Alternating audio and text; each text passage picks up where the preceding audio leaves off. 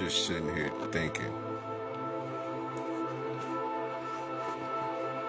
back when I was illegally placed, falsely lied on, and placed inside a mental facility, and dealing with the doctors. I had to see 3 doctors and a judge before I could even leave the mental hospital. While I was there, I didn't do anything, but I was there for 2 days and a half. But of course, I kept my routine. You know, they looking at me like this guy got on these wallabies, he fresh to death, got his shirt off and he's working out. He just did 1,000 push-ups in the corner. They just was looking at me like I was different. And of course, indeed I am. And of course I was. But I frustrated the first doctor because I kind of kept not arguing with her, but I kept asking questions like an 8-year-old that doesn't know anything, but that is starting to inquire and continue to ask why. It pissed her off. Pissed her off so much that when she pulled out that big ass syringe, and I'm looking at the syringe and I'm like, what the fuck is that? I'm like, what's in there? What's that? She like, listen to me, sir. If you don't take this, we're gonna send you to a maximum facility, another mental hospital, and you'll never go home.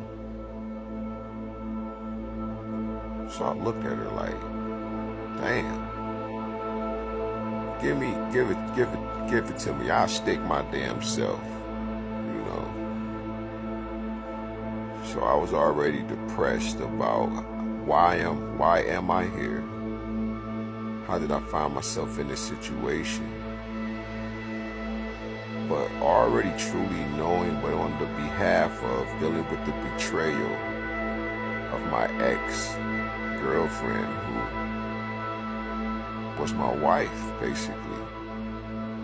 I didn't deal with the marriage situation. I didn't believe in it like that. I believe that the person that you have given yourself to, and not just sexually, but overall,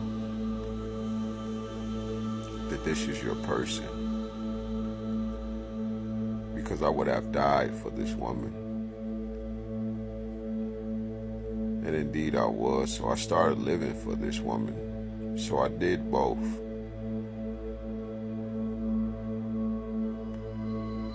And when she said this to me, I hadn't grown so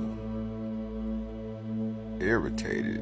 In my mind, I was calm, I was clear, but at the same time, I kept asking questions and just wanted to know, what are these pills? What are these pills? What are these pills? What is this in the syringe? And for the few days I had to take what they were giving me without being able to stop them and say, yo, I don't really even take Tylenol. I really would have to have an extremely bad headache or something, or be sick or something to take any kind of medicine.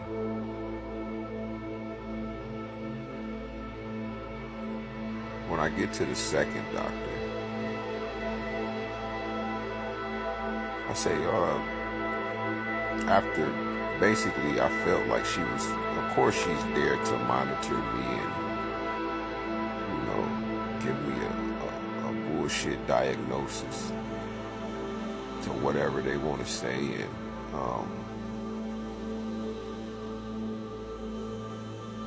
at this point, I'd have been home from the penitentiary almost 3 years, and I did 3 years and a half before that, and any and everybody can tell you it ain't nothing wrong with that brother, that man. And I asked her, after getting comfortable, but not too comfortable, but just enough, one of the guys already had, who approached me when I got there, he said, y'all just bringing anybody in here. Man, I sure like them shoes you got on. He also told me that he said, yeah, them 3 bitches, man, they all demons, man. You can't see them. I'm listening. He's like, be careful, man, they demons, man. I said, nah, man, you ain't got to call them out their name, those black women. He said, yeah, I see that, but you don't see that they all demons. Them bitches is demons, they witches, bro. Which is kind of ironic, because later on that night, he would be fighting one of the staff members. And the staff member, you could see that he had bullying problems. But anyway, I kept that in mind. So when I asked her the question, I started to see things, and they're like, he had just revealed, along with the first one, who was just rude to me, threatening. That's how I take it. And I could see in her eyes that she just was tired and doing her job. And I know you're trying to make money, but some things you must enjoy this. But upon a second doctor of just talking to her and gaining the understanding of her mind state, and she just was trying to steer me into anger and having a certain type of bias towards women, like I'm some type of woman beater. She just wouldn't really hear me out, but it was her job. So I had to handle her with a little more care, because she was, not only was she older and she was heavier, you know, from my observations and dealing with her mental structure, I had to speak to her a particular way, because I can see that I could offend her easily, being a dark-skinned man. And I asked her, I said, do you know what that was that she put in, that she injected into my arm? And she simply said, oh, that ain't nothing. That's just going to stop you and keep you from going to your higher states of consciousness. Now, I've said this to some people, and one of the persons that I was talking to said, yeah, that was a play on your mind, like the placebo effect. I said, nah, because it's hard as a brick in my arm. It's the size of a BB. Well, a little smaller than a BB, but it's hard. It's rock hard in my arm. And even right now, it's faint. I can't really feel it anymore. But my pull-ups has also went up. And some months ago, I can feel it becoming faint the harder my arm got. My back arm. The tricep area. And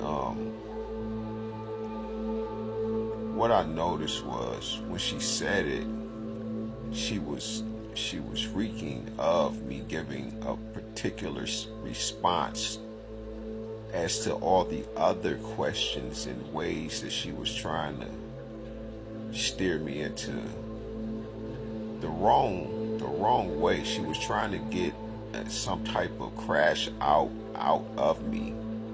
But my days of crashing out were over. I done yelled at some folk and got pissed and, you know, then told some people, listen, I'm this kind of person. I'd have been to slap the shit out you or punched you, and I'm not really like that, but I can get on that level. I don't like to show that side of me, because that side to me is death. I don't even want to get into it, because I don't walk around with hard feelings, so I just don't like to be in that kind of energy, because I just don't understand